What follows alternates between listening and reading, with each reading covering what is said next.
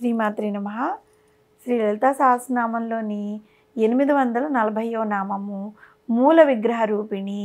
ఈ నామానికి అర్థం ఏంటి అంటే విగ్రహ రూపిణి. మూల అంటే మూల కారణము, విగ్రహ రూపిణి అంటే శరీరాకారముగా కలది అని అర్థము. అమ్మవారు ఈ సమస్త జగత్తుకు మూల కారణమైన శక్తి కదా, పరబ్రహ్మ స్వరూపిణి.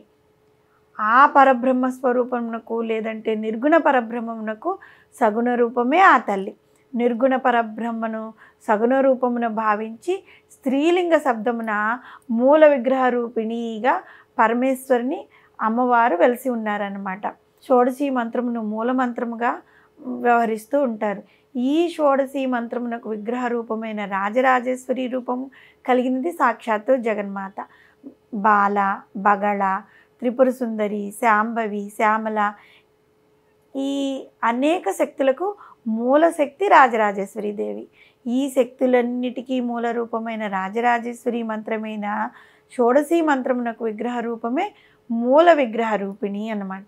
ఈ మంత్రమును మనం గురువు దగ్గర నుంచి ఉపాసన తీసుకుని సాధన చేసినట్లయితే వారికి అమ్మవారి యొక్క పరిపూర్ణమైన కటాక్షం లభిస్తుంది. విగ్రహము అనే పదానికి వి ప్లస్ గ్రహము అని విడదీసినట్లయితే వి అంటే పంచభూతములు, గ్రహము అంటే ఏంటి, ధరించేది అని అర్థము. ఈ సృష్టికి కావలసిన అనేక రూపాలైన మానవులు, జంతువులు, పక్షులు, కీటకాలను సృష్టించడానికి అమ్మవారు పృథ్వీ వ్యాపోస్తేజో వాయురాకాశములు అనగా భూమి, గాలి, నీరు, అగ్ని, ఆకాశములు అనే ఈ పంచభూతాలను వినియోగిస్తుంది. మనం గనక ఇక్కడ బాగా గమనిస్తే ఏ విగ్రహమును తయారు చేయాలన్నా ఒక అచ్చు అంటూ ఉండాలి కదా. ఆ అచ్చులో పోత పోస్తేనే ఆ విగ్రహం తయారవుతుంది. 84 లక్షల జీవరాశులు తయారు చేసి అచ్చు లేదంటే మూల విగ్రహము సాక్షాత్తు ఆ అమ్మే. మూల మంత్రము అంటే శ్రీ విద్య. ఈ సమస్త విశ్వంలో చరాచర జీవరాశులన్నీ కూడా శ్రీ విద్యా మంత్రం నుంచే సృష్టింపబడ్డాయన్నమాట. మూలము అంటే కారణము. ఈ సమస్త విశ్వమును సృష్టించిన వాడు, ఈ సృష్టికి కారణమైన వాడు బ్రహ్మ. అటువంటి బ్రహ్మ యొక్క స్వరూపమే ఆ జగదంబ. అందువలననే ఆ తల్లిని మూల విగ్రహ రూపిణి అనే నామంతో వసన్యాది వాగ్దేవతలు కీర్తించారు. పరమేశ్వరుడు స్థానురూపుడు. ఏకరూపుడైన తాను అనేకం కావాలని సంకల్పించిన పరమేశ్వరుడు తనలో నుండి కొంత శక్తిని బయటికి తీశాడనమాట. ఆ శక్తియే మూల విగ్రహ రూపిణి అనే నామంతో వ్యవహరింపబడుతూ సమస్త జీవులను సృష్టించింది. మూలము అంటే మంత్రము. ఆ మంత్రము పరమేశ్వరి స్వరూపము. ఆ స్వరూపమే ముందుగా విశ్వ పరిపాలన సౌలభ్యం కోసం ఈ సమస్త దేవగణమును సృష్టించింది.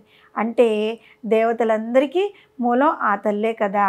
కాబట్టి జగన్మాతకి మూల విగ్రహ రూపిణి అనే నామం సార్థకమైంది. గౌడపాద సూత్రముల్లో ఒక ముఖ్య విద్య నుండి శాంభవి, విద్య, శ్యామ అనే 3 శక్తులు పుట్టాయి. వాటి నుంచి అనేకమైన శక్తులు ఉద్భవించాయి అని వివరింపబడి ఉంది. కాబట్టి ఈ అనేక శక్తులకు ఒకటే మూల శక్తి ఉన్నదని, ఆ శక్తియే మూల విగ్రహ రూపిణి అయిన లలిత అమ్మ అని మనం భావించాలి.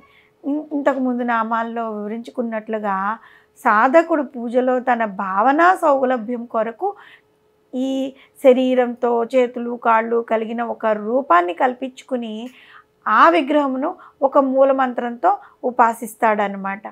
ఆ విగ్రహమే పాశము, అంకుశము, ధనుర్బాణాలను ధరించి మూల విగ్రహ రూపిణిగా మనకి దర్శనమిస్తూ ఉంటుంది. ఈ విధంగా సాధన చేసిన వారిని తన యందు లయం చేసుకుని ముక్తినిచ్చేదే మూల విగ్రహ రూపిణి.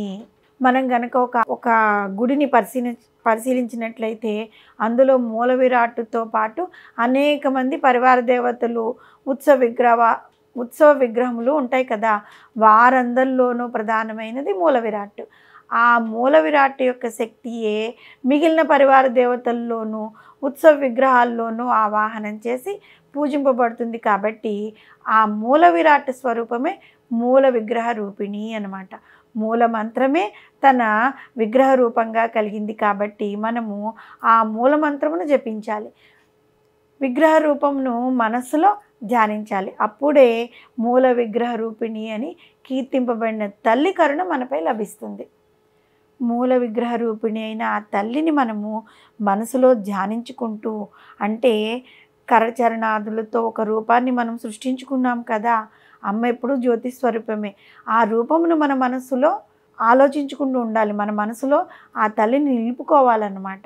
నిలుపుకుని అమ్మవారి యొక్క మూల మంత్రాన్ని పఠిస్తూ ఉండాలి. పఠిస్తూ ఉంటే ఆ తల్లి యొక్క కరుణా కటాక్షములు త్వరగా మనకి లభిస్తాయి. శ్రీమాత్రే నమః.